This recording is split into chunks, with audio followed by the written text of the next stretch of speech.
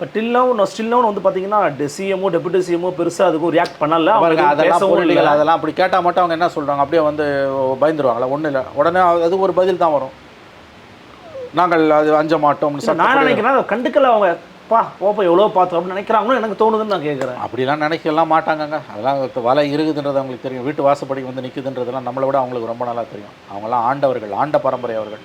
இது என்னன்றது நம்மளை விட அவங்களுக்கு ரொம்ப நல்லா தெரியுங்க. நான் பேசுகிறது தமிழ்நாட்டு மக்களை பற்றி பேசுகிறேன்.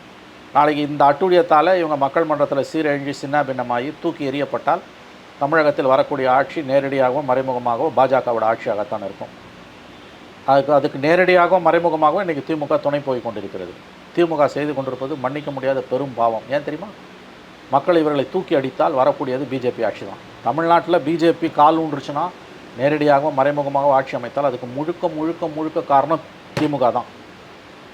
அதனால தானே திமுக நம்ம சுயநலமையில் இருக்கிறதால தானே தொண்டை தனிக்கு வழியை கத்துறோம். ஆனால் இந்த தவறுகளெல்லாம் நீங்கள் கடந்து போயிட்டு பாசிச பாஜகன்னு சொன்னீங்கன்னா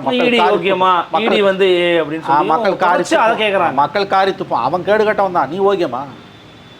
நீ ஏன்டா தப்பு பண்ணனா? அவன் பண்ணலையா, இவன் பண்ணலையாண்ணா? இது என்ன பேச்சு? இதெல்லாம் ஒரு பக்கம் இருக்கட்டும், இதோட ரிசல்ட் என்னான்னு பாருன்ற நான். யதார்த்தம், நீங்கள் வீட்டுக்கு போகிறீங்க,